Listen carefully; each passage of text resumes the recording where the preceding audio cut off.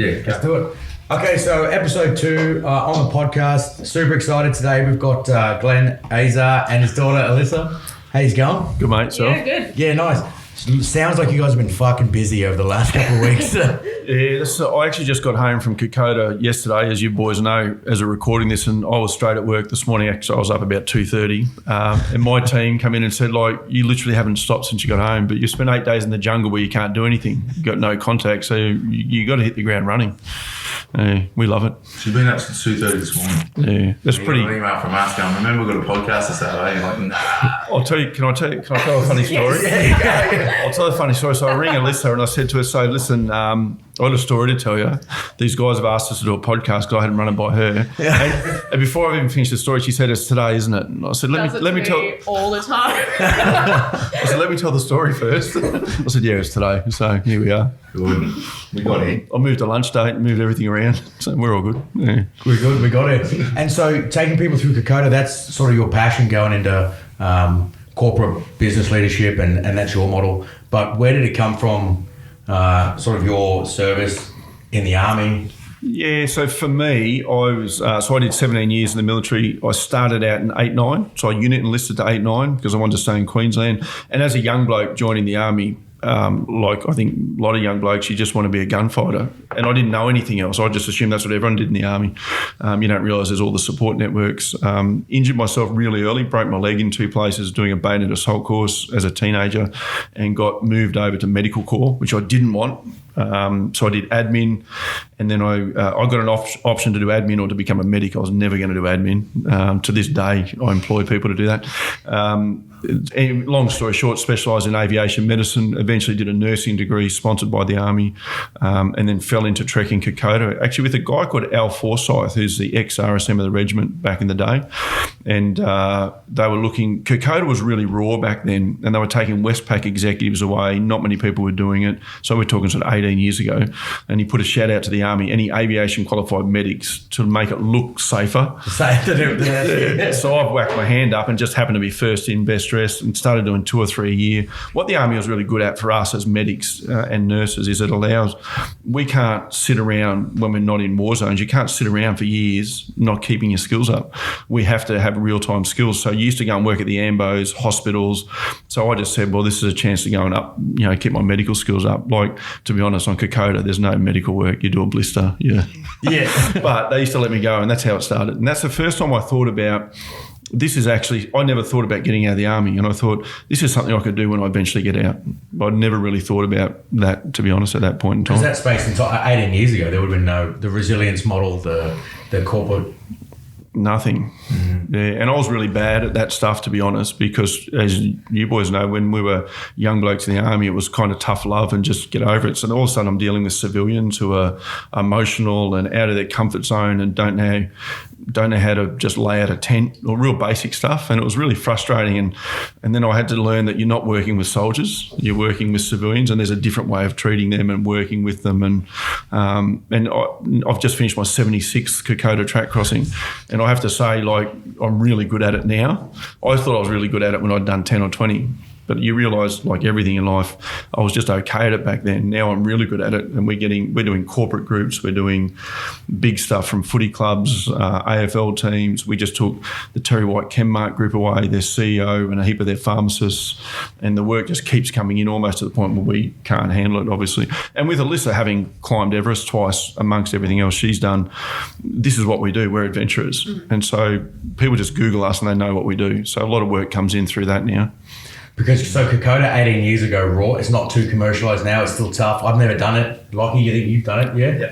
Lockie's done it. I think it's still tougher than most people expect. I think the downside to it now is people know someone who did it, who they think wasn't that fit, and then they base their training or lack of training off that, and they still get caught out. And they're going undercooked. Yeah, absolutely. You see that all the time. And and nearly every trip that happens to someone.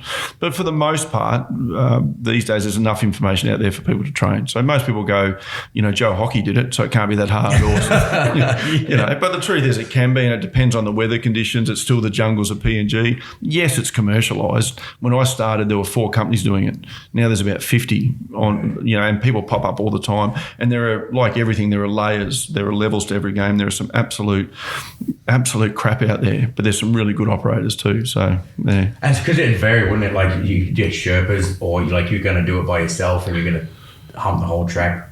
Yeah, look, I don't know too many people that, and I'm talking from the general populace of Australia, that can do it without the backup of porters, to be honest.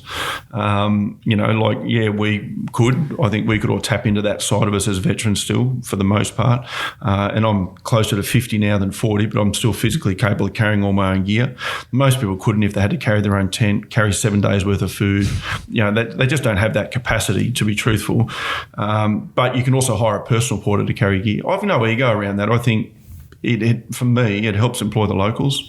We've got a really good operator on the ground that we help set up, and it's allowed him to feed his family. He lives out in the village on the track, and yet he runs all this stuff for us, Because they do the same thing with Kilimanjaro, don't they? The local porters, employment of those people, it sustains the whole community. Yeah, absolutely. Yeah, all of those. Everywhere we go, we build relationships with the local community and look after them, because there are plenty of Westerners that go into these countries and treat the locals like crap, which I think you've got to have a long, hard look at yourself if that's how you operate. But we've got good relationships from Nepal, Africa, everywhere we go.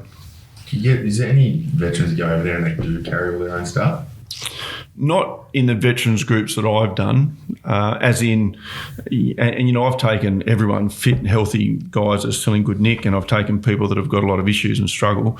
So mostly they're getting people to do it for them. We've done the hard yards. I don't know that you need to do it that tough anymore. Yeah, I mean, saying like the ego thing, I've never done it, and I've always thought about when I do go there, I want to do it like the original way, just for at least the first time. Yeah. But I don't know, maybe that is an ego thing. Maybe not. Like, you're young, strong, healthy, but there's 2 sides to it. So as proud as we are of the Australian history of the digger, and for people who don't know, there were 4,000 Australians committed to that battle over a 6-month period, and there were 24,500 Japanese. So the odds are phenomenal. Yeah. But as equally proud that we are of that, so are the locals of the Fuzzy Wuzzy history. So I kind of feel like we're paying some homage to them, letting them do what they do. And a lot of Aussie blokes in particular, like the porters will put a hand out, I'll do it myself, mate. And I say, let them help you, because that's a part of their culture, part of their history, and they're incredibly proud of it. Yeah, because they were the ones who was taking the wounded out, wasn't it? Yeah, so the sides of that story that's probably not told is, there's 25,000 Japanese and 4,000 Australians, but we had 15,000 Fuzzy Wuzzy Angels working with us. So our boys could fight while the Fuzzy Wuzzies are carrying wounded in and out, food and ammunition in and out. The Japanese had to do all that themselves. So those numbers even out a bit when you put it into that context. And the other, like you said, there's heaps of these businesses popping up now running. Are they veterans that have got the story to tell as well, or are they just business people looking to cut in on? Just business people. So, and I say that for the most part, there's probably, that I can think of off the top of my head, 4 or 5 veterans who are good operators, who respect the story.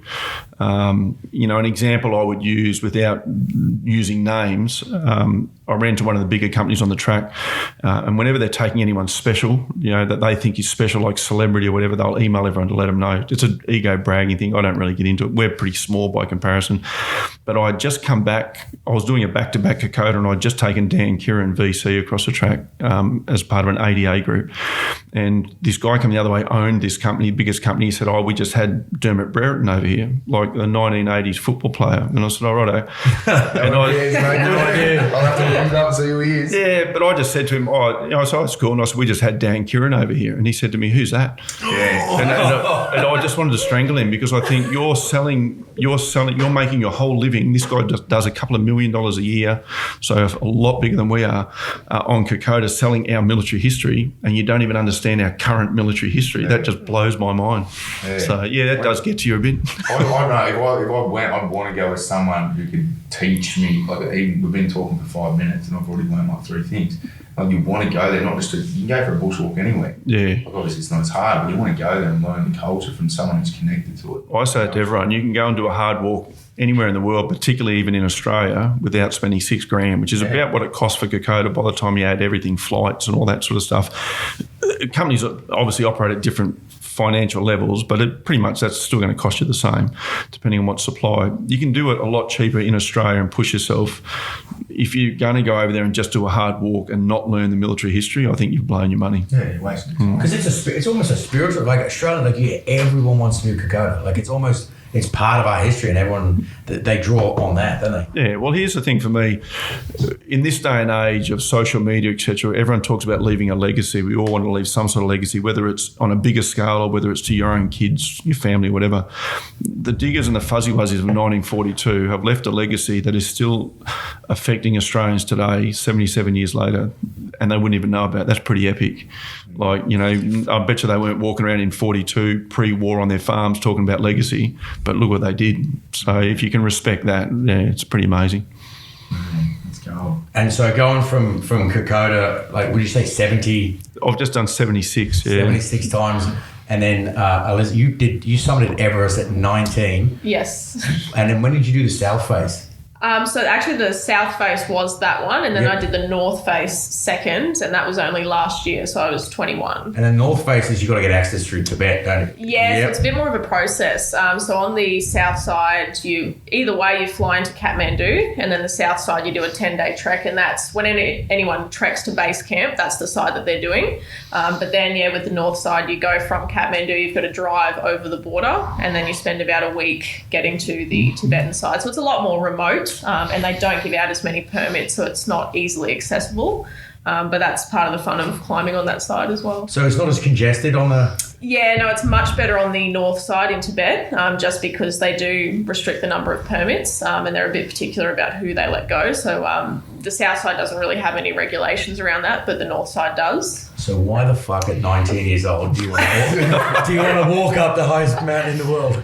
Well, I guess really off the back of what my dad's done is how I got into it. So really, I kind of became obsessed with Kokoda myself when I was about 5 or 6. I don't know why, I just had a fascination with it. I'd heard a lot of these stories, but also, I guess, met a lot of people that had done it, and they all talked about it being the most life-changing experience. So for me, it was always something that I wanted to do, and I was probably 5 or 6 when I started harassing him to take me. And it's a fair description. Yeah, like harassment. I'd say, oh, can I go to Kokoda? And no, okay. And I'd come back next week and we'd have that conversation again. And it went on for a couple of years. And most of my weekends were spent bushwalking with the groups that he was training to go. And I just loved it. And so wanted to actually go and have the experience. So when I was 7, he actually came back from Kokoda and he was like, all right, if you want to go, I'll give you the chance, but you're going to do a year-long training plan and you can't miss a session. And if I think you're not working hard enough, you won't go. And I think he thought that there's no way you're going to do So not only Everest at 19, we're talking Kokoda at 7. Well, I did it at 8. So that was my intro into adventure pretty much. So I convinced him to take me and did that year of training. And then it was actually in 2005 that we went and crossed the track together. And then it kind of became a thing. Every few years we'd try and set a trek somewhere. And because of the adventure business, we were able to do that. So a couple of years after Kokoda, it was Everest Base Camp. And then a couple of years after that, it was the Aussie 10 peaks, the 10 highest peaks in Australia, all in Kosciuszko area. And then actually 2 years after that was my biggest challenge at the time, Mount Kilimanjaro. So that was the highest altitude I'd been to then. And that was really the start point of getting ready for Everest. When I summited Kilimanjaro and came back, I knew I wanted to get into mountain climbing and specifically wanted to climb Everest, but that could have been someday. I didn't know if that was going to be a 10-year process or what that was going to look like. I just knew that's the eventual goal.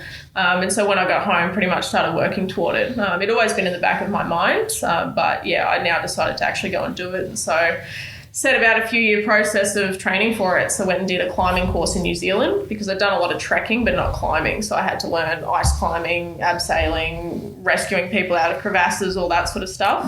Right up to this point, as Alyssa's talking, I should point, she's 15 to this point. So she's done Kokoda as an 8-year-old, Everest Base Camp's a 10-year-old, Aussie 10 pieces 12-year-old, Kilimanjaro at 14, climbing course at 15. So she's packed a lot into this. Yeah. So, got back from Kilimanjaro, and like I said, I had a fascination with Everest specifically, and that's what I was working toward. And because of my age and some of the media interest around that, it then attracted sponsors, which meant, okay, maybe I can go sooner than I thought. So I had my first opportunity to go to Everest at 17. So at that point, I probably put in about 3 years of training, tried to consistently, where I could, go on a climb at least once a year. And then I would do different training camps and just stuff like that to try and make sure I was ready for it. So did you do like the peaks? So and now I've never climbed up a mountain higher than 400 feet, I think. So, but because there's high peaks, they're recommended around the world. 7 summits. 7 summits. Yeah. So some of those we used as my training ground. So a little bit in New Zealand just to get the technical skill, but then I had to actually experience altitude, because obviously being fitter helps, but you just don't know how your body is going to react. Some people are really fit and just don't acclimatise that well. So one of my training climbs was on one of the 7 summits, the one in South America. So that's Mount Aconcagua. It's about 7,000 metres, just under. And it kind of breaks a lot of climbers mentally. The weather's pretty volatile, and it's actually really good to test yourself on how you live on an expedition and all of that. So I spent 3 weeks over there, and that one was actually kind of a test, because I'd done a few years of training and I was going with the team I would potentially be climbing on Everest with only a couple months later. So that was my final training climb. And they were basically, all 3 of our guides had summited Everest, and it was like a selection. If you can perform here, we'll let you come with us on the climb on Everest. So went really well. And then 2 months later, I was over in Kathmandu getting ready to climb Everest. And I think it'd be fair to say that there was more pressure put on her because of her age, whereas if I went over as a 47-year-old, I wouldn't have had to have proved myself as much, because people couldn't comprehend that a teenager wanted to do this stuff. A lot of people used to think it was about me, and yet I've never climbed any of these things. So the other thing to point out is at 15, Alyssa started travelling on her own. So she went to New Zealand on her own to do the climbing course. She went to Nepal and climbed the 8th highest mountain in the world. She went to South America and climbed. She was doing all this on her own. And the reason being, we just didn't have the budget.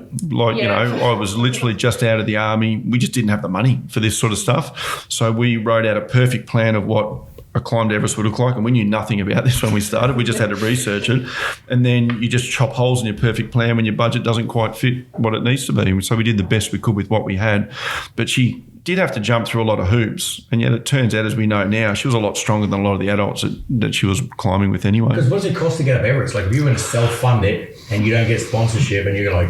Well, it's a massive range, but it depends who you climb with. So minimum, you're looking at $30,000 up to 100.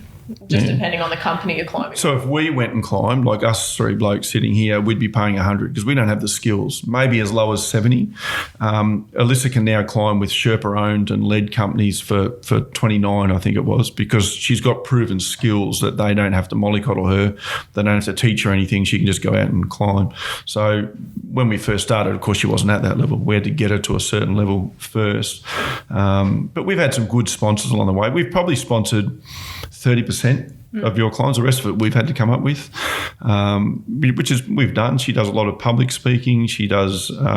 We had a gym in Toowoomba that we sold, which was a good time anyway to get out of Toowoomba and move to Brizzy, to be fair. And so things just fall into place where they need to. But these days, if she went back and climbed, it'd be 29,000. It's her and one Sherpa, because you've got to be tied to someone on Everest normally, and away they go. Yeah, because we've got a friend, Monica Georgieva. She was the first female infantry officer in the Australian Army, right? And she's so into this. She wants to summit Everest. She's got a 5-7 year plan to go there, and all she talks about is you. Because I was completely naive to the whole thing. Like, it's commercialized. People go up there all the time, but.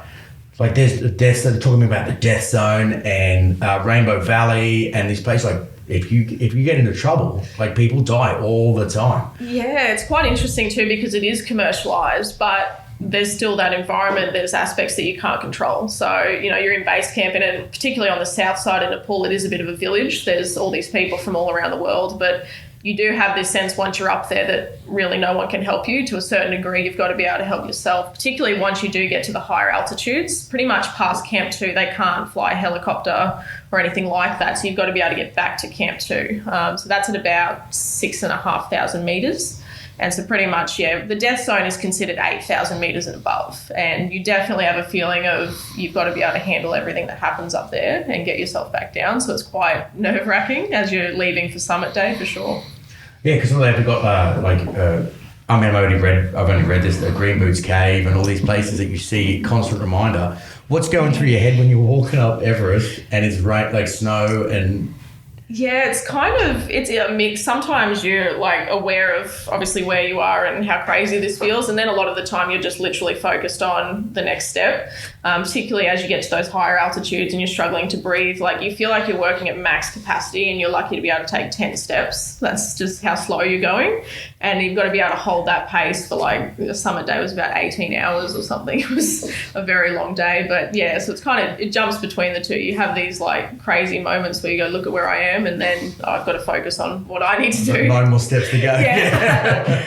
Do you go into it thinking like all young people do, I'm invincible, I've heard the bad stories, it's not going to happen to me? Or do you go, death's real here, I just accept it, it's something that I've got to... Definitely the second one, and I think a lot of my training was actually really helpful with that. I remember when I first told my dad at 15 that I wanted to climb Everest, he said, all right, but... pretty much, let's look at everything that could go wrong. Instead of dreaming about summits and how great that's going to be and all the good stuff, you need to be aware of the reality of it. And really that was a consistent message throughout the years. I actually went and did a training camp at the Mill over in Perth with some of those guys, and there was just this constant message of basically preparing for the worst case scenario. So if you can handle that, then everything else is a bonus and a plus, obviously, if you get to the summit. But and it really came in handy because I didn't successfully summit until my third attempt, and the first two were quite catastrophic. So having that background was really important going into it. But yeah, definitely it was be aware of what could happen and then build off of that. And we talked death a lot. Yeah. Leading up to it, not in a sort of negative sense, but this is reality. And I surrounded her with people that weren't me because I think I'm pretty tough and I think I've got a good mindset, but I'm still her dad. And so I didn't want my love of her to become her weakness. So I sent her to the Mill, obviously, or she looked them up herself. But, Keith Fennell's next regiment bloke, I surrounded her with people that understood death and that weren't going to mollycoddle her. And the first thing, like all of those people said to her, is that we're going to see where you're at and be really honest about it. Because I didn't want her going in there with this inflated sort of idea that everything's going to be okay. And I think that's what came across and as a parent, when she was 19, she'd done all of her rotations over 6 weeks because it takes 2 months to climb Everest, so 6 weeks of rotations. And then when it was time to push for the summit, that's a 5-day push. And the last message she sent me leaving base camp was that whatever happens over the next 5 days, I know it's going to be the hardest thing I've ever done, but whatever happens, I want you to know that this is what I wanted to be doing, which is a pretty harrowing message to receive from your daughter. But you'll kind of get that she's willing to push that line as far as that line needs to be pushed. And as a parent, you hope that you know when to pull back. I'm not convinced she had that in her. But everything went well. She made the summit. She came back down. And I was actually on Kokoda when she summited. So because that's what I was doing. Yeah, that's what we do. That's our job. Yeah. So, It seems to be like when you're in the army, like you get numb to death because you're around people that have died or stories of it or whatever. And it was I found it like forever after I got out, couldn't find people in society that really understood that. Because we're so separated in the Western societies, death is just hidden. Yeah. When someone dies, you don't go and look at bodies so much anymore, and no one talks about it, and it's really taboo. And then you get into a job like the army where you've got to get used to it. It's reality. It's reality. And I couldn't really find that until I started watching movies like these docos on people climbing. It was either Everest or any other big mountains, and they're walking up, and then like snow's melting or whatever, and then bodies just coming. They're like they're cool with it because they're ready. Yeah, I found that particularly when coming back and doing interviews and things like that, it's very hard to convey how you can be okay with that. And I guess it is just part of what you have to accept. And, in climbing, it's just, like you said, reality. It's just that we face it more than other people might. So, yeah you do become a little bit numb to it, I guess, in a sense, because it's part of it as well. Yeah, it just becomes an accepted part of life, which I think is Because It's a positive, like. yeah, well, I mean, they've got stories where they're partners. There's like an old man and his wife on Everest, and she got altitude sickness, and she was cooked. She was done. She was in a death zone, and they're like, they were coming back and trying to drag him away from her. Like, you've got to go. You can't help her. Yeah. And he's like, no, I'm staying here. And you're like, righto, like, that's it. You can't help her anymore. Yeah, that's making right. that decision at that point, or like if it's a bad day, people try and push on, and they're like, we're going to keep pushing. You're like, you can't summon to that. Yeah, absolutely. Yeah, you're definitely in charge of your own personal decisions up there. No matter what team you're with, what you paid, how much support you've got, you've really got to be accountable for your own choices, whether you choose to push on or not, and that sort of thing. Yeah. And I don't know where you came up with this, but Alyssa talks about this thing called risk acceptance level. Everyone's got their own risk acceptance level, which basically you have to make the decision of how far you're willing to push yourself, and you're responsible ultimately for that. And as a teenager, I think people used to interview her and think she didn't understand death, because how can you? You're a kid. But this whole process of Everest was, when you were saying if you were going to do it, it's going to be 5 to 7 years. Yeah, that's the process. Your friend, if she's got a 5 to 7 year plan, she's a very good chance of succeeding and enjoying the process, as opposed to some of the people out there that think that I'm just going to go and have a crack at this thing. Yeah, they might, but there's also people that have had multiple attempts and failed. So statistically, 97% of Australians have attempted Everest have failed. But that's through history. Obviously, that stat's a lot higher now. More of them are succeeding. But statistically, not many people are going to undertake something where your chance of failing is 97%. And your life's on the line. It's not like failing and, that was kind of shit. It's failing and you could die. Yeah. Yeah, what's it like up there? When were you up there last? I was up there last year. So April, May is the climbing season, because at the end of May, there's about a week where the jet stream winds lift off the summit, and that's the best weather to go for. So there might be a couple of windows throughout the season, but really you spend all of April and then most of May getting ready for that 1 week, so that your body's then acclimatised to go for that weather window. Is it like what people are talking about, that it's like a rubbish dump at every... I don't think so, not what I experienced. I mean, there's a few oxygen bottles here and there, but they've done a really good job, at least in the years that I've been there, in cleaning it up. It was actually a lot cleaner than I had heard. I'm not sure how it was sort of in the decade prior. The thing with Everest is it's still a massive learning curve, so the commercialisation hasn't been going on for that long. So as issues come up, they're sort of new, and we're still figuring out how to deal with all of that. So there's certainly some crowding issues, but there's a lot of things that go into that as well, like teams not working together and just having to be conscious of the fact that there's more people now doing it, and how they sort of regulate that. It's kind of a process that's still unfolding. And as a rule, people outside of the climbing and adventure community don't understand Everest. So then the media just jumps on stuff that they know nothing about.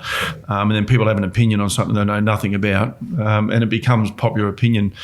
Fortunately, Alyssa often gets to refute that. People talk to her. She was on the Today Show recently. They were really good with her. And, they were just wrong about stuff. And she just told them that. And they were okay with it. And there's some realities that people don't understand, like bodies being left up there, like green boots. They say that things up above 8,000 metres weigh about 4 times what they weigh at sea level. So the ability to move me, a 100-kilo bloke, off a mountain is almost impossible. And so that's the reason they're left there a lot of the time. The rubbish, we've got good mates over there who are actual Sherpas and who own Sherpa-owned companies, and they're slowly working through that process. So we paid money, plus you have to bring a certain amount of stuff down yourselves. There's a whole process. Like anything, like when I talked about Kokoda before and the way people treat the locals, or it's the same in every country. You can go in and be responsible for yourself in an environment, or there are people that are just there to kind of rape and pillage an environment, and that's humans. We know which side we sit on and what we're very focused on, but not everyone's the same, of course. Yeah, it sounds like the same. Well, it is everything you do. Like we get to a point, it's sort of slinky, or like you get to a point where it's like someone wants to do it, let's do it. We'll trash the place doing it, we'll pay it some money. But then time goes down and people are like, nah, we've got to get a bit eco-friendly, and then it catches up and you bring it back to normal. Yeah, and that's just society. Like society's on a massive learning curve about how to handle everything that we're doing to the world. So, the biggest plague in the world's history is humans. Yeah. And we haven't quite sorted that out yet, and we're not going to solve it in our time. But planet just kick us off. So, did you ever get to the point where you're like, I'm done, I'm going back, I've had enough? I don't think I ever seriously thought I'd turn around, but probably the hardest day I had was on my first summit of Everest. It was in 2016, and it was a section we'd already done before. So you repeat some of the mountain when you do these rotations. So you'll go from base camp to camp 1 and come back down, and go up a little bit higher and come back down to acclimatise. And so we went from base camp direct to camp 2, which is about a 12-hour day. And I'd say it was tougher mentally than physically, because you're pretty gassed and then you've still got about 4 hours to go and it looks like it's right there. And it just never seems to get any closer. So I remember that was probably the day where I really had to dig the deepest and start to question, I don't know if I can do this. And it was literally just get through the next 10 steps and the next 10 steps, and it was hours of that. So that was probably the one day where I really thought, I'm in trouble here. But got up to camp 2 and then regrouped and then felt great for the next couple of days. So yeah. And Alyssa phoned me that day from her sat phone. So I'm just talking to her on a Bluetooth in a car, and she's on the side of Mount Everest, and I could hear the distress in her breathing.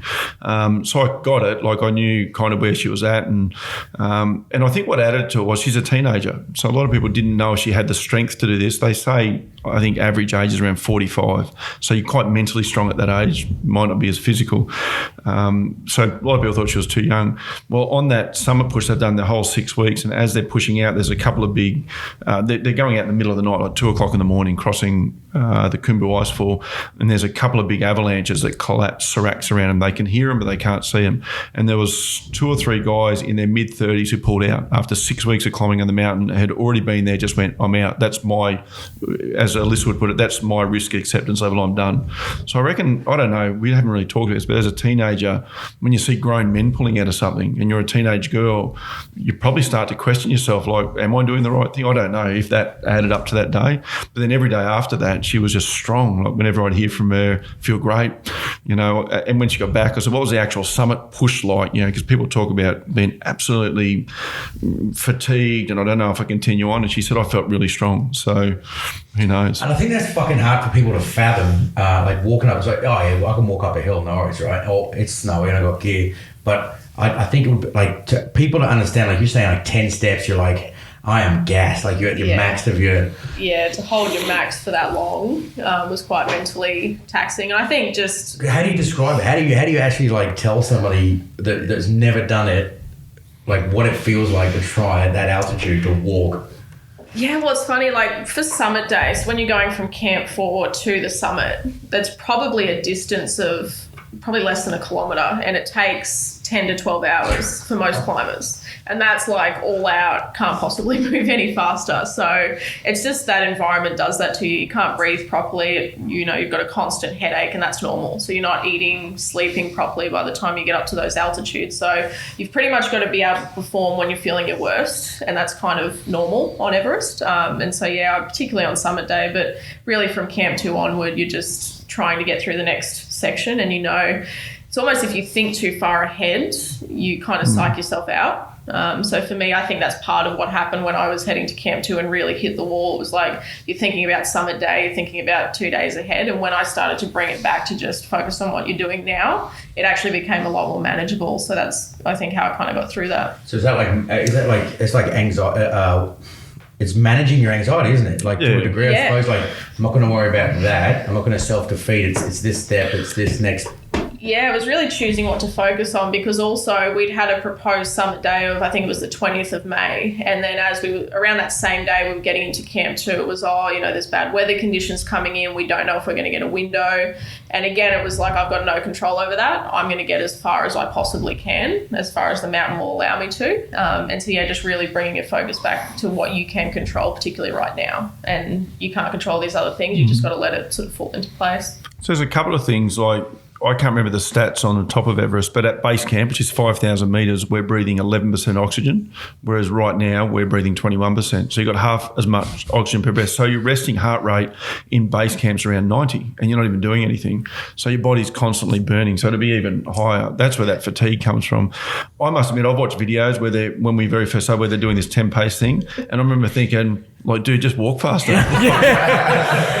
And then I went just this year to Russia with Alyssa, and that's exactly how I was walking at 5,000 metres. So what was going on in Russia? You said you've done Kokoda 3 times and Russia in the last 6 weeks, yeah. So Russia is, Alyssa went over as a 20-year-old.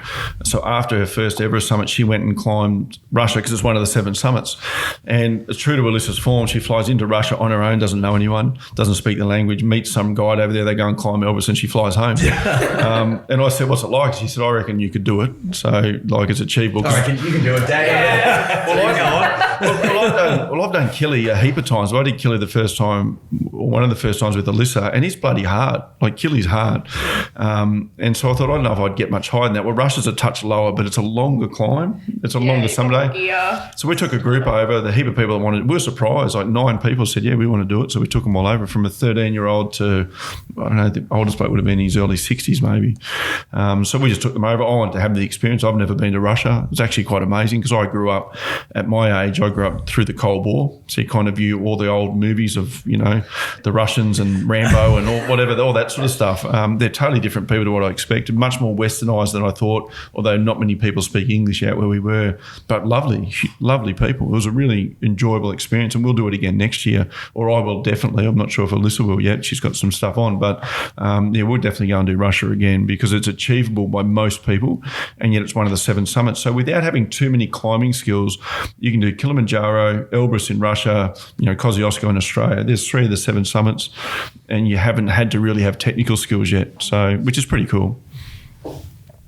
Yeah, more uncomfortable. Sorry. Yeah, I always make people uncomfortable. Mate. Don't worry about it. So one of the 3 summits, Russia, going in there. I can't believe like the knowledge in the room from Kokoda to Everest to, and then I want to know the mindset you're going through. So they talk about people. They have like their internal dialogue and what their actual voice is. So you for me, I did selection and finished it, and the entire time I was like, fuck this, I'm dead. first second I thought, I'm like, nah, fuck this. It just didn't end up happening. I thought I'm probably too lazy to pull off. Yeah. But you've climbing, you're doing Kokoda 70 summer times, you've done Kilimanjaro, like what is your fucking internal dialogue? Is it self-destructive but you just keep going? What is that mental resilience? And that's the part that you try and impart on people. Well, I'll go first because I reckon we're different, to be honest, in this regard, and maybe that's just age or whatever. So for me, my whole thing in life is building better humans. I believe I go in and coach businesses and stuff, and what I end up saying to them is if your people are better, then your business has to be better. So I look at them at a holistic way, and I believe adventure is the best personal development in the world. So who you are at the start of an adventure, so who Alyssa was at 15 when she said, I'm going to climb Everest, compared to the person that stood on the top of Everest, they're very different people. She had to gain a heap of skills, she had to gain a heap of knowledge, mental strength, she had to do all these things to get there. And I think that's the same for everyone. So for some people, crossing Kokoda will be the hardest thing they ever do, but they'll get so much out of it. And I've taken Alyssa as an 8-year-old, obviously, but outside of her 9 and 10-year-olds over, which is quite young, right through to 79-year-old woman from Melbourne was the oldest I've taken. And everyone in between, I've taken single and double leg amputees. I've seen all, and I've seen 30 to 35-year-old relatively fit guys and girls struggle. Now, how can that possibly be? It's got to be what's going on up here. So everything we do, we own a gym, which we just opened this year in Newstead in Brisbane. I coach people and we do a podcast around building better humans, and we run adventures. And so for me, it's all about other people and growing them as individuals. So walking Kokoda, for me personally, isn't a big deal. And like I'm closer to 50 than 40, and yet I still feel fine. So I'm not an athlete by any stretch, but I'm fit and healthy. Could I climb Mount Everest? To be honest, I'm not convinced I could, or that I have the drive. I think you have to have that internal driver, and Alyssa's always had that, particularly for that mountain. So my internal dialogue when I'm doing it tough, which isn't that often, to be honest, for what I do, is just putting myself in the moment. Why am I here? What am I trying to get out of it? And mostly it's about other people that I'm with. Would that be enough to get you to the top of Everest? No, there's got to be more, and that's where I guess you can talk about that. Yeah, I think it's very different. I think particularly having done Kokoda so young, that was a massive eye-opener in terms of my potential and what I could do. And for me, I guess I became obsessed with the idea of making that happen. And for me, that was Everest. That's how I was going to, I guess, make something of myself. So it was more about, I guess, my own personal development and using these climbs as a way to do that. So I love the climbing, but yeah, for me it was always kind of a bigger idea of wanting to become someone who could do that, and I became obsessed with that process. So yeah, for me it's much more internal. And I would say Alyssa gets a lot of her mental strength from her mum as well. So like whilst I do all these challenges, her mum's incredibly driven and stubborn. And I don't say that in a negative way, she just is. Yeah. And I reckon Alyssa's got that in her as well, because she's been training with people, again, ex-regiment blokes, and one of our mates, Kev, who did some training with her once said, when I'm pushing her, she gives you nothing. Like her face doesn't change, you know. And he said, I actually watch her lips, because when her lips are starting to go blue, I realise she's running out of oxygen, but she won't tell you. I don't have that level in me. So yeah, I just think she's always had that internal driver, and it's interesting. Like I always grew up not really a universe sort of person. I used to think that if you think the universe is talking to you, you'd have to have an incredible arrogance as one of billion people on the planet, let alone other animals. But Alyssa once said to me, I feel like I was born into this family for a reason, because it's a family that would allow me to do this, and not all families would. I think a lot of parents' natural instinct is to tell kids you can be and do anything you want. But as soon as they go too far outside our comfort zone, we go, oh, hang on, just back in here a little bit, and we start to tell them, but you could hurt yourself. So I never ever said to her, I don't think you can climb Everest. I never asked her, why would you want to climb Everest? Because that's not my question to ask. I never thought, well, have you thought about doing this instead? I just said, well, if you're serious, then let's work out how to do it, because I don't know what that is. And once you know how, then that goes to you. You decide if you're willing to do the how. Are you willing to do all this work? If you are, then go and climb it. That's on you. But at no stage did we ever I didn't try and smooth the way for her. I didn't try and encourage her, but I didn't try and discourage her either. And I think that's important for parents to understand. We all think we want kids to achieve all these amazing things, but most of the time we don't give them the skill set to do it, because we then go, well, this is everything you need to do, and then I'm going to try and make that happen for you. It can't work. And then it won't work. Kids will be like, I don't care if that's the perfect path you want me to be on. I'm not fucking doing it. Yeah. You told me, like, and they don't understand failure. They don't understand disappointment. And we had all that. We had trips that she was coming back from where people had died, where she climbed a mountain called Amadablam, which interestingly is a beautiful mountain that's quite technical. And anyone who's trekked Everest Base Camp will know it and has seen it. It's really unique. And the interesting side is Sir Edmund Hillary once said, no one will ever climb that. Now, he did go and climb it years later, but he thought it was too technical. You were 16 when Alyssa was 16 when she climbed that. And on her way, on her summit day, and it was one of her toughest summits, and it's under 7,000 metres. Yeah. But what happened was, as she's going up, there was a ledge probably no wider than this table, and a 41-year-old Russian climber died on his summit push, so they were carrying him back down. And at 16, she's seeing that. And as a soldier myself, or by then a former soldier, I used to think about, never spoke to her about, because I didn't want any negatives in her head, but I used to think about PTSD, because I obviously work in that space a bit with our veterans, and I used to think, well, she's seeing death at a young age. We've got to be conscious. And so I was watching for these signs of that, because I don't know about you guys, but I wasn't seeing death at 16. No. And that was her chosen thing. You know, I still remember the first death I saw as a medic, and I think I was 20. And I still think about that today, and what decisions I made when that happened, whether I did the right things at the right time. I still think about that, but I didn't have to think about it at 16. Man, so we always watch that. I think that fucking grows you as a human fucking being when you're 16 on the side of a mountain. Well, like any adversity, it's going to grow you or it's going to crush you. And I think, well, I'm confident to say now it's grown her. Not to say you probably don't think about that stuff.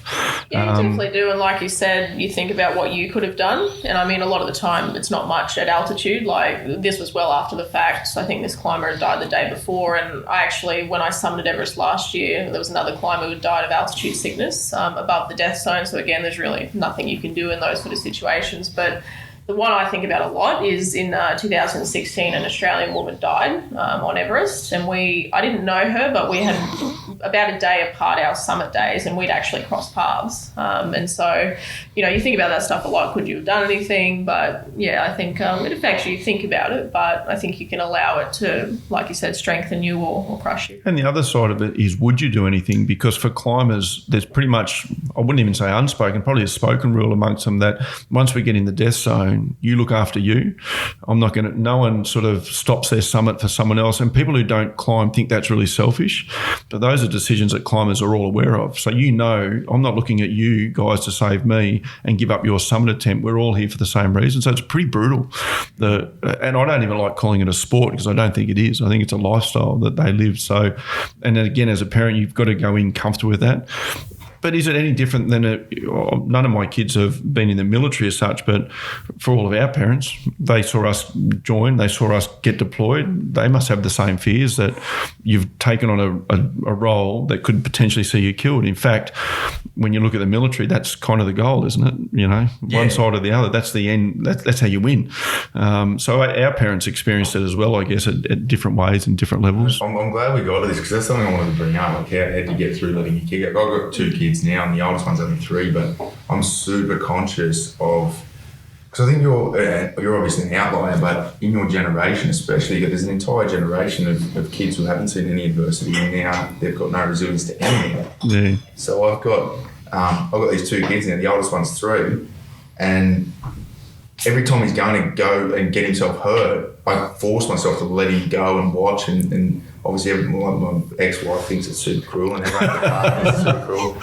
But at the same time, I take him to the park, and there's other little kids there that are like, they're all picking fights with each other, and I want to go and throw those kids in the gorge. So it's a big thing. Like, I'm learning it now and trying to figure out how to navigate it, because we've got to let kids almost break themselves or get to the point where they learn the hard way. Yeah, look, I don't know, honestly, the answer to that. And I say, as in for where Alyssa's at now, I can give you an answer now with my experience of life, and I've got 4 children. And but I look at when I was a young parent like you, none of us have a clue. We were just doing what we think's the best. So even those people who are getting it wrong, as in mollycoddling children, they don't know any different than we did. I think being in the military helped. Make me a little bit tougher. I used to always joke that I was never going to win Father of the Year. I was a nature over nurture guy, and I think nature wins every time. But I do remember a particular incident when Alyssa was maybe in grade 1 or 2. She was at a private girls' school in Toowoomba, and she came home one day and she had all the skin off her knee. And I said to her, "What happened?" And she said, "I was running on the concrete and I fell over." And I said, "Oh, what'd you do?" And she said, "I just got up and got over it." And I thought, yeah, that's pretty much what I used to say. Just get up and get over it. And these are and my older 2 kids are both girls, so it's not that I was tougher on them because they're boys, or I don't know. Like, it's easy for me now at my age to go, we definitely should not mollycoddle our children. But when you've got kids, it's harder. When they're little and they're our angels, it's harder to do. But mine are both boys, and that's the question I've already started discussing in my head, is when they get to 17, 18, would I let them join the army? And it's not would I let them, but would I be happy with it? And the answer has to be yes, because I just imagine if my parents said to me, "That's all I want to do is join the army," and if my parents sat me down and said, "You're not doing it," I would have cut them out. I would have taken years to get over and back into talking to my parents again. It's a hard one because I don't know. I kind of feel like we served hoping our kids don't, if that makes sense. Yeah. I was the same. I was an angry young guy. I moved out of home as a 15-year-old or just before. So the army suited me. It suits angry young men back then in particular, and alpha male type personalities it suits. So everything I was about back then. Tribe as well, hey? And I definitely found that tribe. Some people have terrible experiences in the army, and the army changed my life. I joined the army with a Year 9 education and left with a university degree. There are not many places that give you that opportunity where how you perform actually can pay you back. But I've got mates who did 10 years and say the army didn't give me anything. Well, I kind of feel like that's got to be on them at some point. And I'm not an outlier, I can tell you right now. Alyssa is definitely, and any of the guys that have worked with her from the regiment have always said that about her. And I've got no doubt that's who she is. And that does not come from me. But I was always trying to be the best I could at what I did, definitely. I was never someone, people always ask me, did you ever think about doing selection? Never thought about it. Never crossed my mind. I used to help train blokes for it. I had blokes over there saying you should come and do it. I had the kids quite young, just didn't interest me. I admire those guys, and I think it's amazing what they do, but there was no piece of me that felt like I wanted to put myself through that. so who knows, I don't know the answer, but I think if Alyssa wanted to join the army now with what she's done, I think she's got too much life experience for that to be of value to her. Yeah. Whereas me at 17, I needed it. by the time, say, she's finished climbing Everest. And she had thought about it at 19, 20, 21. You know, imagine going through recruit training and they're teaching you, doing lessons on how to brush your teeth and how to do your hair and how to make your bed. And you think, I've climbed Everest twice. Yeah, I'm in the Navy. They teach you how to blow a whistle. You know, and I just think that, it's horses for courses. But I think about boxing because that's my other passion in life. A lot of world champion boxers say they don't want their kids to fight, and that's why they did what they did. So you would kind of hope the generations of our own family line progresses in some way, and what we've done gives them better opportunities. And that's not to say to anyone listening, don't join the army. I love my time in the army, but I also would be pretty stoked if none of my kids did that. So, we've talked about this a lot lately, and I'm the same. Like when the kids get that, I love my time in the army, so I'll encourage it. But there will be that thought that if they come to me saying I want to join, I'll be like, what did I do wrong? The angry dude or the dude that was, because I had shit missing in my life when I was younger, and that's why I joined, to fill gaps. So I'll be looking at it going, I fucked up something. But interestingly with Alyssa, we would regularly get asked when she was 16, 17, 18, why would you let her do it? And my belief around this, we were very dominated when we were kids by a very aggressive drinking father. And he's still around and we get on okay, but there's no disrespect. That just is what it is. But we'd always get asked about why we'd let her do it. And my opinion was you don't own another human being. So the privilege we have as parents is to guide these humans to get to a certain point where we've given them enough skills to make the right decisions when faced with the time to make those decisions. And when they fail or when they get it wrong, which they will, to feel comfortable enough to fall back into us as a net and not be judged about it. That's our role. Our role isn't to own them until, as long as you live under this roof, you'll do things this way. That's so 20 and 30 years ago. That's not the way the world is, I don't think, if you want to raise strong, intelligent humans that aren't subservient to other people. Yeah. But yes, they need resilience. And the only way you can get resilience is by building resilience through tough times. So they need to have those experiences. Definitely. So we're talking so there's a phrase coined around a little bit, post-traumatic growth, or do you know, they talk about the crayfish goes through stress beforehand and it has to shed its shell and that. But they talk about, so maybe that this whole adventure, the leadership model stuff where you take people out of their comfort zone and grow them in an environment where you teach them resilience, and that maybe it's coming from people, so over-sheltered kids who grow up and they never had that. So we joined the army. You summited Everest. That doesn't compare. But we all went through our own portion of that resilience and that mental building the calluses. And then some people that join the army, they go in the corporate sector, they become lawyers and doctors and they never get that mental resilience, and now they come looking. And they can be hugely successful. I just took a group of pharmacists away, as I mentioned earlier, and they all own their own pharmacies. And I just got an email today, and I only got home yesterday, from one of them saying that I really enjoyed your quiet dominance. And I don't know what that means exactly, but she said, I feel like we are in control of every decision we make and no one tells us, because we own these pharmacies and we want to control everything, and you didn't let us. I wouldn't. So my rule on Kokoda is I don't do are we there yet? So I will tell you what's going to happen in the next 24 hours, not in the next 2 or 3 days. And I regularly get people go, well, what about tomorrow? Well, you get through today, then we'll talk about tomorrow. And no matter how much they push me, no matter how much money they've got, and all of these people could have bought and sold me 10 times, but it's irrelevant out in the jungle because the jungle doesn't care. and when we're out there, neither do I. And their only communication with the outside world is me with a sat phone. So they trust in me and my team. And it's interesting that they actually enjoy giving up that dominance for once. And once people get to a certain level of success financially and in a business like that, so these are intelligent people that have gone through really different ways of life than we've gone through, and they've had good supportive families and backgrounds and schooling and education and now business, and everything's good. Every now and then I think it's nice for them to be able to step outside their comfort zone and experience something different, because I was reading recently that the biggest addiction in Western society today is comfort. It's not drugs, it's not the internet, it's comfort. We're addicted to comfort to the point that we're scared to get uncomfortable, so we stop growing as humans. That can happen to successful people too.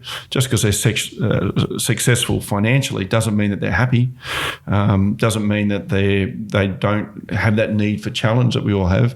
So most of them will do something like Kokoda. It's well outside their comfort zone. And then all of a sudden they feel like adventure's what's missing in their life and they want more of it, and they didn't even know that when they started.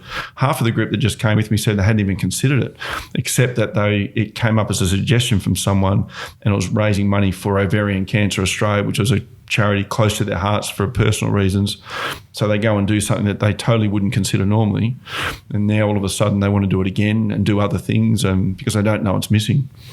Yeah, comfort's a slow death, and that's, I think, I talked about this with Clarny the other day. Like, we humans used to be driven by survival, and then we got to the point where now we're driven by comfort, and we've got to work 7 days a week, 12 hours a day, so we buy fancy cars and fancy houses and sit down all weekend watching Netflix and Uber Eating, so we never have to go outside. And we're not living, we're just slowly dying. I saw a guy on Facebook recently who said to me, or didn't say to me, he wrote on his thing, I've ordered Uber Eats from a restaurant that's 400 metres down the road. 15 minutes later, it's still not here, and I'm watching him drive up and down. And all his mates are getting on and going, this is bullshit, and you should do this. And I got on and said, hang on, let's just clarify. So it's 400 metres away? Yeah. And the problem is that Uber Eats isn't here quick enough? Like, why didn't you walk down there and get it? He said, that's not the point. Yeah. Quest for comfort, if you can't get it, get online and complain about it. That's people's mentality. One of the benefits of taking Alyssa to Kokoda as an 8-year-old, and at the time, should we point out, she was the youngest person ever to do that.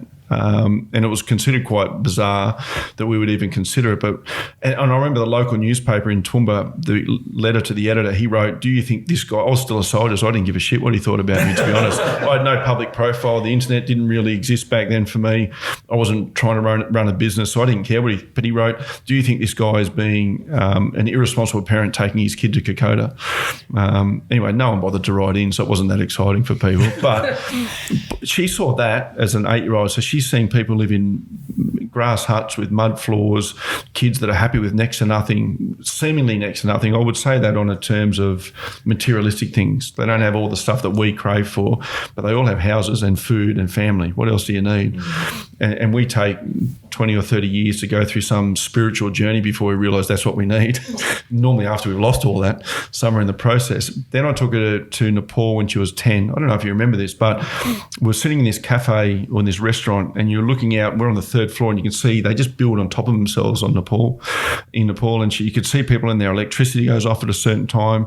And as a 10-year-old, she said to me, you know, Dad, in 4 weeks that we've been here, I haven't seen a house. No one lives in a house. And I hadn't even thought about that as an adult. And she was right. There's no houses there. People just live on top of each other, and they just build another floor and build another floor.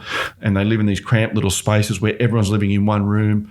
So she had a different appreciation for success. Success wasn't the BMWs and the Mercedes and what other kids or parents had. Or I don't feel like you've ever judged like that. She's never had things. Her rooms, I would go as far as to say Spartan, even today. It's got things that interest her and books and things from certain climes, but she's not someone that wanted a computer and a TV in a room. I've bought Xboxes and stuff over the years for Christmas that never got used, but, which is pretty cool, you know. Yeah, well, I think the first 3 countries we went to were all 3rd world countries. So coming from, I went to private schools and lived in nice suburbs, and that was a massive eye-opener for what, I guess, here you actually have.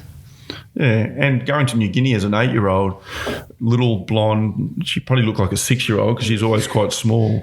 And I never thought about the fact that she had never been a minority somewhere before as a race.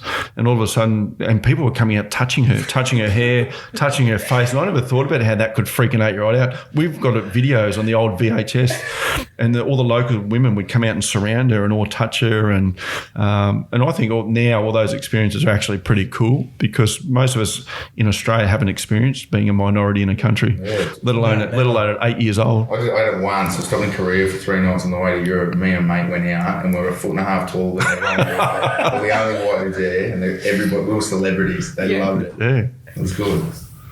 Yeah. What are you doing with? So you got a Project 180 t-shirt. Yeah. So Project 180 is actually what our gym name is. And I've thought long and hard about building a gym over the last couple of years since I got out of the gyms. And then I thought, I don't want to be, so my old gym was called Fighting Fit, because, and that was like 15, 16 years ago now. So I started that while I was in the army. And fighting fit is what it was. We ran boot camps, as in not the boot camps that PTs run today, but like what PT would do in the army. Because most people, civilians, think that military PT is just people yelling at you all the time to drop and give me 20. And so all these, back then, all these boot camp style gyms, that's what they were doing. They were trying to pretend to be army, which is really what they were seeing in American military, and it's not really what it's about. And I was a subunit PDI for a lot of years, and I remember realising that 50% of the people at PT, particularly in a BASB, when I got posted to BASB, don't want to be there. So they're there purely because they've got no other excuse not to be there and they can't get away. All the senior NCOs have found another reason to be somewhere, as a rule. Yeah. Unless I wrote minor team games, then all the senior NCOs would come down and I'd throw a circuit together. But so I wanted to change. I wanted Project 180, instead of just being a gym name, I wanted it to be about what we are. And our goal is, so our tagline is Building Better Humans, which is written at the front of our gym, and it's fitness, mindset and adventure. And it's a holistic view of saying everyone's got a project to work on. So you can be really fit and you could have a really good business, but your family life might be poor, your personal relationships might be poor. And we've all either know people that have been there or we've been there. I know guys that are doctors that have got, they're doing triathlons, they're up at 4 o'clock in the morning riding, but they don't see their family 4 days a week. I know guys that have got great businesses, great family lives, and they're 40 kilos overweight. So my idea is that everyone has got a project to work on when they walk through the door, whatever it is. And 180 is just taking you from where you are to where you want to be. Whether it's from the base camp to the top of Everest, whether it's from one end of the Kokoda track to the other, whether it's the weight you're at now to 20 kilos lighter, whether it's feeling depressed and anxiety to actually believing that there's good things in life. That's all Project 180 was built on. I wrote an executive summary of what I wanted it to be about before I wrote a business plan, because that, to me, had to make sense. So they sort of come to you with their goals and they're like, hey, this is what I want to do, and you take them through. We get people to come and see us just because they want to be in the environment. So my big thing in life I've learnt from successful people, and successful people, call that whatever you want, whether it's business success or people in good relationships with their families or whatever, is the environment you surround yourself with is all important. And I think as veterans, one of the biggest problems I've seen, for example, with PTSD is we retract into ourselves and we think we're the only person that's gone through it. And all of a sudden there is no environment around us, and we get trapped into this identity of being, this is who I am. And when you strip PTSD away from veterans, and I've been there, when you strip that away, they don't know who they are, and that scares the hell out of them. So some people hold on to their PTSD as hard as they can. Yeah, because it's treatable. It's proven treatable, and then but if you can hold on to it, but if you can put them in the right environment around energetic and motivated people, everything changes. So the people that do the best in life are surrounded by really good people. With Alyssa wanting to climb Everest, I wanted to surround her with really good people with strong mindsets who didn't look at her and say, I don't know if you can do it or you can't. We didn't want their opinion on that. We just wanted them to be there to support whatever it was that she was willing to put herself through to get there. It's the same in any business. I've had 3 or 4 businesses now that have all been successful, not to the point of being millionaires, which doesn't interest me, to be truthful, but happy, successful, growing businesses. Now I go into Project 180 and I'm surrounded by people that I want to be around, as in the staff that work for us, the clients that come in there. I'm far too advanced in life now to be surrounded by dickheads. I don't sell myself for $45 a week. I've got better things to do with my life. And as a result, the environment around me is good. And then the environment around them is good. And we keep growing as a result of that. And I think if more people cared more about the environment around them, then they would do better. If there's 5 of us sitting at this table and we're all negative, the 6th person who joins us becomes negative as well. It's the only way it can be. Well, let's say the sum of your 5 closest friends. Yeah. The 5 closest people. Well, that's a Jim Rohn quote, and it's famous. So Yeah, and that's true. That's an old Jim Rohn quote, but it's true. All those old cliches are cliches because they're true. And if more people bought into that, now I get people that go, all this positive thinking stuff is all bullshit. Cool. If that's what you think, then that's exactly the result you're going to get as a result. If I get to the end of my life and all this positive thinking was wrong, I still reckon I've had a pretty good run as a result of it. Who knows? You'll be fucking miserable. How are we doing with the cameras again? Yeah, sweet. No, we're still going. Good to go. Yeah. I was worried we're going to... That's right, mate. Joe Rogan does 1300s and he still drops out cameras. So we're all right. That's not bad at all. Because you did, so Project 180, your businesses, you've summited Everest twice, the youngest Australian to ever do it, And the youngest woman to do it from both sides in the world. Because that's the super interesting one, because it's got to go through China and Chinese government to get the permits, hey, and they did like I'm talking shit. They did like 500 people do it a year. Or Not even from that. So it actually, maybe 200. With with the Nepalese permit, when she did the South Side, we got that like 6 weeks before she went. With the Chinese one, she had to fly over there and sit in Kathmandu, and 2 days before her trip was due to start, or maybe 24 hours, she got the permit. So she's sitting in Kathmandu, and we don't even know if they're going to let her in the country. And that's the way they do it. They make you get there first, and then they decide if you're going to have a permit or not. So you're just kind of sitting there waiting around going, well, maybe I'm climbing Everest or maybe I'm not. I don't know. It's a bizarre mindset, isn't it? Yeah, it is. And they're pretty intense. You drive over the border and there were that many bag checks where you've got to go through everything and, certain things you can and can't bring. And we were only allowed a satellite phone for communication. So there's very little communication over there anyway. So what do you do? So would you prefer, if you had to pick and say, hey, look, north or south side? I think because of that, I'd actually say north, because they restrict the permits. I think it just makes the experience of being on an expedition better. It is tough though. It's definitely longer, the north side, but I like them for different reasons. Australian climbers in particular have quite a connection to the north side. The Australian ascent of Everest, the first ever ascent, was done by that route. It's got a bit of a history there, but I do like the south side, some of the more technical sections, but just because of a lot of the stuff that goes on there, I'd go north. As soon as you asked that question, I was thinking you were going to go north for a different reason, and that being that Alyssa will often go on these climbs, particularly when she's younger, and I wouldn't hear from her for days, sometimes 4 or 5 days, and I'd be wondering what's going on. Then she'd finally message and go, "Oh yeah, everything's going good." Okay, how hard is it to get in touch, mate? Let us know what's going on. Like I'd be, there was nothing happening, and so on the south side they have Wi-Fi set up during the climbing season, so we get regular contact. On the north side, the only way to contact her is sat phone, and I reckon she likes that because she hasn't got me harassing her. Hey, how's it going? Yeah, it's not working. Yeah, you're breaking up. I don't know where we get. I literally can't believe that at 19 years old, you're like, we're going up Everest, and I'm thinking of quitting, doing a PT session. So it's funny you should say it, because even after Alyssa got back, because I've been involved in this process with her for a long time, I'm confident there were times where we were probably the only 2 people in the world who believed that she could do it. A lot of people doubted it, which is fine. That didn't worry us because, we don't care about other people's opinions to that extent. Like, yeah, they can affect you, but it didn't really worry us.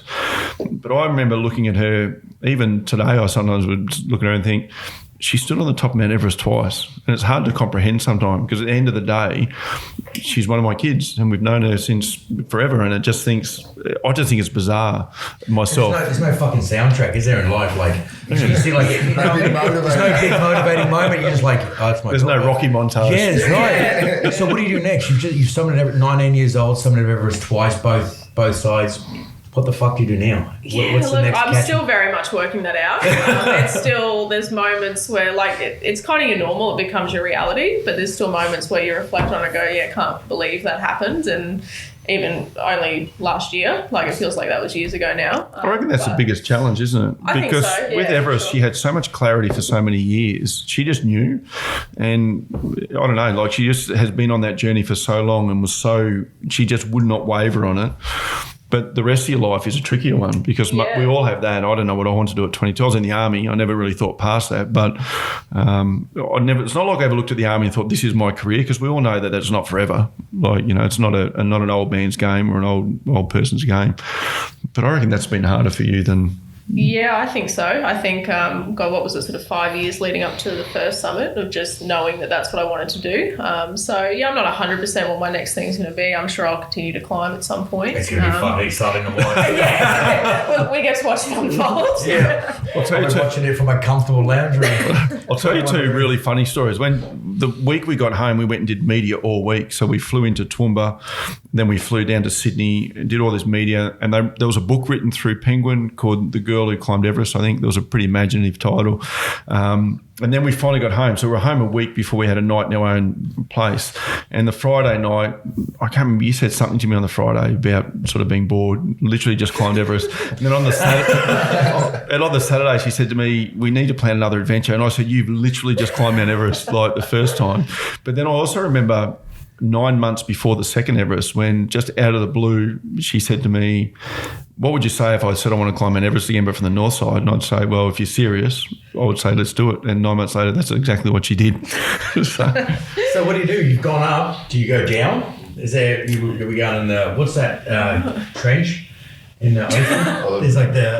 You've never dived, have you? No, I've never dived ever. But, you know, there's a couple mountaineering challenges. One is the 7 summits, but probably the hardest one in the world is the 8,000ers. So Everest is one of those, but there's 14 peaks all above 8,000 metres. So they're all an Everest-size expedition. So each takes 2 months. It's not unusual to have a couple of attempts at them. So they, you know, it takes climbers 10, 20 years to pull that off. So each one of those is a massive challenge. So, yeah, a few of those kind of interesting. Yeah. I remember when, as a teenager, for some reason, a lot of the media used to always say, you've got the rest of your life to do this, so why do it now? Which I refute, because most of us don't have the rest of our lives to do that. We think we do. And then all of a sudden you get married and you have kids and you have mortgages and you have responsibilities. And as we all know, you just can't go and up and 1, spend that sort of money, 2, spend that sort of time, 3, risk your life. You just don't have that option to you. But Alyssa's always been pretty level-headed. And I remember, I think it was Layla McKinnon or someone on one of those shows said, you got the rest of your life to do this. And she's, as a teenager, said, yeah, I've got the rest of my life to do everything else as well. That kind of ended that conversation. Yeah, I've always kind of just done things in my own order. You know, I knew it was quite a unique opportunity to be that young, to be able to go to Everest. For a lot of climbers, like you said, there's too many commitments that they've got to be able to up and leave for 2 months, potentially, you know, risk your life and all that sort of thing. And whilst it was a steep learning curve at that age, I knew that, you know, it was a luxury to be able to just focus on that and really give 100% to that. So, yeah, that's what I decided to do. Unique's a fucking understatement. Yeah. But yeah. And I think the biggest, or the proudest thing and the biggest achievement in some ways is that Alyssa's really well known in the Sherpa community. And I think that's important to us to be well liked and respected in the communities that we respect. And so often, like, you know, what someone in the media or what other people have an opinion on doesn't matter so much, because they don't, do we want to be them? Probably not. But whenever she's in Nepal, Sherpas want to get selfies with her. She's up at 7,000 metres and Sherpas go, oh, Alyssa, and they want to get photos. Yeah. And you think, struggling to breathe, and they're like, oh. So that's pretty cool. And the people that you respect you back. And again, for most people, I would say, look at whose opinion you're worrying about. Do you respect them? Do you care about what they think about you? And if you don't, then why are you even worried about it? Look at the people that you know and love and respect and take your sort of measurement from that. It's far more important. And truthfully, the people that you respect and who respect you probably aren't giving you negative feedback anyway. They might give you constructive feedback and ways to improve, but they're not just giving you negative feedback. I remember when Alyssa summited Everest, the first people to break the news were Channel 9 on their Facebook page. I've got a snapshot of this just because it humours me more than anything else.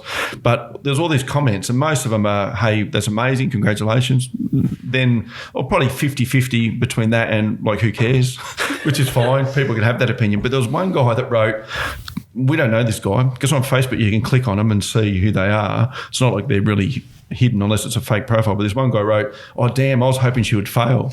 And then some bloke wrote underneath it, yeah, me too. And I'm thinking, what's going wrong with your life? That you care what a 19-year-old's doing. That's narcissism, isn't it? Like, it's like someone's doing something really cool and it's affecting me. Like, you don't even fucking know that person. Well, I'm on the couch. There's a break on my show on Netflix. I've decided to flick on Facebook. What the hell is this kid doing? And so the way around that is to be negative or try and bring them down. And luckily for me, we have raised resilient children who really don't care about that sort of stuff. But yeah, interesting. I just look at them and they're not the who's who of society. They're the who's that of society, to be honest. They're, you know, some bloke that's probably sitting in his mum's basement in his undies, you know, watching something he shouldn't be watching, and it somehow affects his life. Like, like who cares? Is that tall poppy stuff? Hey, like, so we've got a mate, Philip Thompson is the federal member for Herbert. Yeah. And he was the underdog and they lifted him up. As soon and as people were graffitiing his signs and everything. I watched that. Yeah. And then as soon as he got in, they were like, they just started tall poppy syndrome. So and we love an underdog, and then as soon as they're up, Well, the interesting thing around Western society, and particularly Australian society, is we whinge about the current generation and that they're not as strong and as resilient as we were and generations before. I talk about Kokoda a lot, and people always go, the people of today couldn't do that.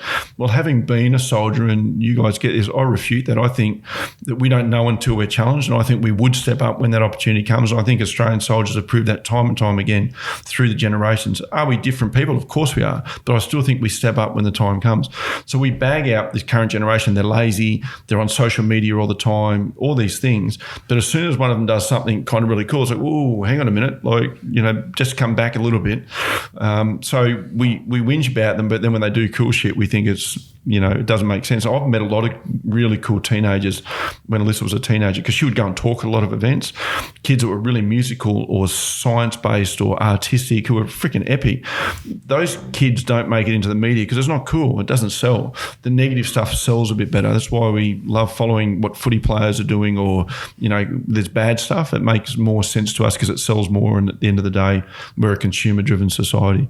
The good stories aren't that exciting. So if any good story makes it on the news, it's some stupid cat or dog YouTube video on the last few seconds of the news just to make everyone laugh after giving you 45 minutes of absolute crap. You know, that's society. And if you take society for what it is, you're not as affected by it. And I think that's all marketing at the moment too, because it's to sell people stuff, you need to get an emotional response, and it's way easier to get people depressed and sad than it is to make them happy. Yeah. So like, let's sell by just bringing everyone down. And you've got people that are sitting there watching people do awesome things, and they're looking at their own shitty life going, there's another thing that I can't do. Come down and the best thing, get on that whinge. Well, the best thing for us in this process is when people write negative comments, which hasn't happened that often, but when they do, all they do is fuel me to have things to talk about either on my podcast or on keynotes, or they give me material, if anything. Because I remember once before your second summit, she was training, or maybe it was the first summit, training around Mount Cootha in Brisbane here. And the ABC did a story on it and put it on and some guy wrote, oh, that kid's kidding you. She thinks she can train for Everest on Mount Cootha.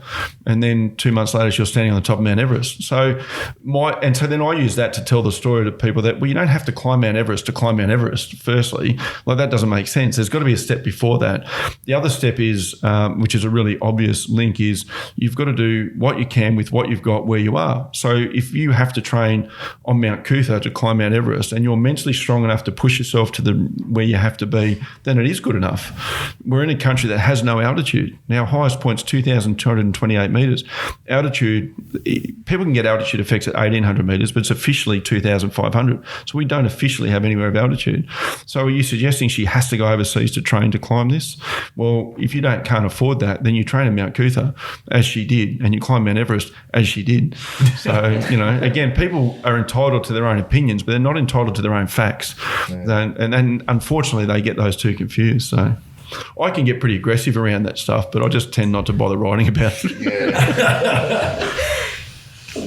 No, hey, well, I think that's probably about close to, we're about an hour and a half now, and this will be about another 4 or 5 podcasts. We can get you guys back. Each one of you, I mean, that was amazing to listen to both those stories.